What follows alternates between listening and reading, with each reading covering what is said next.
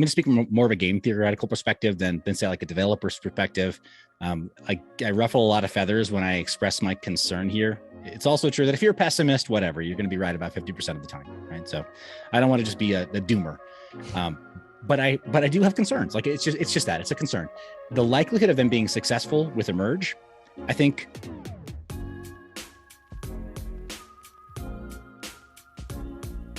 Hey, welcome back everybody to Altcoin Daily. My name's Austin, back again with the man, the legend, Seth of the YouTube channel, Twitter account, MineYourBiz.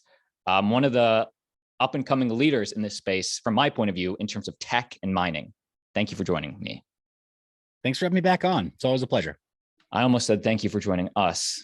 Aaron's making the daily video today. Thank you for joining me. But as I think most of the people saw the interview that dropped a few days ago, went over the Metaverse, Mark Zuckerberg, there's a link down below. But because your background is in tech, is in mining, I want to talk about ETH 2.0, or more specifically, the ETH merge happening this year. Are you bullish on that? I kind of feel like I'm along for the ride. I'm very conflicted on the ETH merge, just having such strong ties to the GPU mining community. Some of them, I mean, we literally treat each other like family. We had a member of that community pass away last year, and we rallied around his widow and his family to raise funds for them. Like it's tight knit. So I've got a lot of conflicting feelings, but I probably lean more towards the side of bearishness against the merge. I'm going to love this conversation because I feel most people are their default is bullish. So I want to pick your brain. For the folks at home that maybe are newer into crypto, what is the merge from like the average person's point of view? How will it affect me as an ETH holder? Okay, so first question, what is the merge? It's essentially the current, they're not calling it a test net, but the beacon chain, which is a version of Ethereum that is running right now. It's in operation as of the time of recording right now that allows for Ethereum holders to commit their Ether to proof of stake and to earn rewards to in a proof of stake earning paradigm, right? For the validated network instead of proof of work. The merge will be at a future time. As of today, still not totally understood exactly when or what the timeline exactly is, but it'll be a combination of the current proof of work chain as an ultimate settlement layer, and then this beacon chain that is proof of stake, which is currently in production and kind of a proof of concept, but has had some problems, which we'll talk about in a minute. And if you're holding on to Ether, but you're not a miner, you might be looking forward to this time in the future, whenever it happens, as a means of getting yield on your Ether holdings without having to really do much of a technical nature, not setting up a server or buying a warehouse full of GPUs or anything that's very challenging from an IT perspective, but just putting your Ether holdings at stake and then getting a trickle of yield over time. And that is if you want to choose to stake. If you're just an average hodler and you're just in it for the investment, you'll hold and nothing will really change. Let's go a little further, because this is a huge unknown, sort of the biggest upgrade in cryptocurrency happening presumably later this year. What are your concerns? Or I don't even want to frame it like that, but why aren't you as bullish, or what are you bullish on?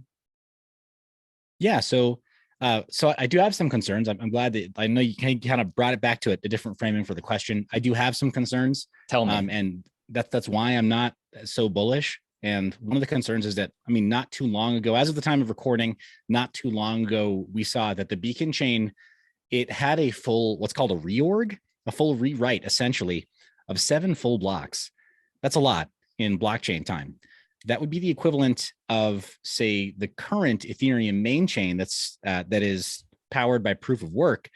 That would be sort of the equivalent of it being taken over for a little over a minute and a half by literally millions of GPUs from an unknown source, from an unknown actor coming in and attacking the network and being able to have their way with the chain, rewrite transactions, reverse transactions, double spend, steal NFTs, go and plunder exchange wallets, and do all kinds of stuff that during that period of time was executed on the chain. They can just rewrite. That happened on the Beacon chain recently. I mean, really very, very recently. It's this whole, like, yeah, that case is not closed yet. The body's not even cold yet, for that particular problem. So I do have big concerns with the Ethereum core developers saying, no big deal. To push back though, this is the time you're supposed to find these problems. Like, they are still in the test early phase. It is. And then when you find a problem like this, generally speaking, what you do is you kick the time to commit the mainnet, or to commit to the mainnet, you kick it back a few months. You don't say, well, this steals our resolve. We're definitely going to launch on time. You say, we found a problem.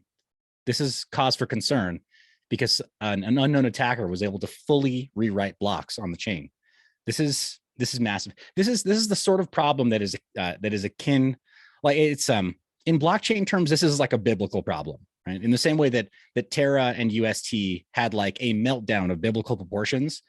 If there were serious money at stake, flowing in and out of exchanges that were dependent on that beacon chain, which is the same technology that will exist after the merge, then we would be hearing about it from all the mainstream media. They would be saying, well, some unknown attacker stole billions of dollars of value. And look, these investment groups and these other brokerages, they had all their portfolios drained of billions of dollars of value. Like, we would not hear the end of it as crypto and blockchain educators. It would dominate our news cycle for a couple of weeks. So it's huge. And obviously we don't know. Would you say it's in your opinion, 50-50 that you think, oh, it might be good, it might be a success, it might not be a success? Or would you say 60% not a success in your mind right now as a tech guy coming from the miner point of view? What are your thoughts? Well, my thought is that the fact that it happened, I'm going to speak from more of a game theoretical perspective than say like a developer's perspective. I ruffle a lot of feathers when I express my concern here. It's also true that if you're a pessimist, whatever, you're going to be right about 50% of the time, right? So I don't want to just be a doomer. But I do have concerns. Like, it's just that it's a concern. The likelihood of them being successful with a merge, I think very, very high, very, very good, the likelihood. But I don't think that, I think that the optics of the Ethereum core developers saying, oh, we had this massive, like what is usually a catastrophic problem. It's usually considered a catastrophic problem to have a blockchain reorganized in the way that they did. For them to do that and be so flippant and glib about it and say, no, we're still on track, this is the date, that decreases my confidence. And that makes me think like, oh yeah, now we're in the realm of being able to assign a percentage of, likelihood of success. So it makes me more inclined to say like, oh yeah, we're only 70% likely to see this thing go off without a hitch, because we already saw the worst case scenario. So if they have not been able to assuage public fears of it happening again, then we could see it happen again. Let's now switch mindset and say like, hey, if this thing is a success, Vitalik's a smart guy. They have some of the best developers in the world working on this. If a success, how does that bode for the other L1s in the space? Avalanche, Cardano, Solana, the competitors? Yeah, that's a great question. I think there's still a huge opportunity for L1s that use a similar tech to Ethereum's. For your audience's benefit, I'm going to call all of the competing L1s that can be used with MetaMask, call them EVM chains, because they use a system like the Ethereum virtual machine, and they're typically used for side chain scaling. So I'll just say Polygon, Matic, for example. Some people love it, some people hate it. But the reality is that it is used for some sidechain scaling. And there are a lot of services that launched primarily for Ethereum, like say OpenSea. I know it's a bad word right now, but OpenSea and others that also use Polygon for scaling. Those systems that use the EVM structure and that EVM architecture, they're going to continue to have great success after the merge, because the merge itself won't actually improve Ethereum's scale or decrease its fees. And most people don't realize this. So bullish I've from just a sort learned of like, this.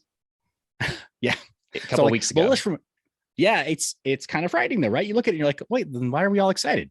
Because it's a narrative that will get some of retail excited, including some of the brokerages that are holding retail's money. So it is a really positive narrative, and there's a lot of bullishness and what is the word? What is it? I don't want to say it's not ignorance, but it's uninformed optimism, right? Sort of irrational exuberance surrounding this event. But why? Nobody can really give you a good reason why we should be excited about that, other than cool. It's a checkbox, very, very high on a long list. And it's an early milestone on a long roadmap. So yeah, the L1s that are patterned that way will do very well because they're going to continue to help Ethereum scale before Ethereum can scale itself. And I'm going to leave. We did an interview a couple weeks ago, if not a month ago, with an Ethereum maximalist, Anthony Sassano of the Daily GUI. I'm going to link that down below as well, because I just like different opinions. And I think I always love, the tech perspective you come with in the space. So just give me like in summation, what does the audience need to know, or just like final thoughts about this merge potentially coming up? I think from a game theory perspective, it's important to question narratives, but it's especially important to question narratives from people who are highly interested. Anthony is a rock solid guy, just off the charts intelligent, and I respect him a lot as well. But I also understand that he's incentivized to see the merge very successful. He's not incentivized any other way. So my incentive is a lot like yours, Austin. I need to put my money where my mouth is, and I need to see that my bets play out. I cannot operate on the hope that the tech will work. I need to know that it will work so that I don't place my bets incorrectly. But yeah, I think that's the biggest thing is question really strong narratives. I'm not a maximalist either for or against Ethereum. And I'm also not trying to whatever, glass half full, glass half empty, glass full of piss. I'm not that guy either, right? I am just really trying to very realistically, eyes wide open, evaluate it. So yeah, I'm questioning the narratives, and I urge your audience to do the same. And that's healthy. I think everybody should encourage that, as most people do. The links for Seth, MineYourBiz are down below on Twitter, on YouTube. Thanks, man.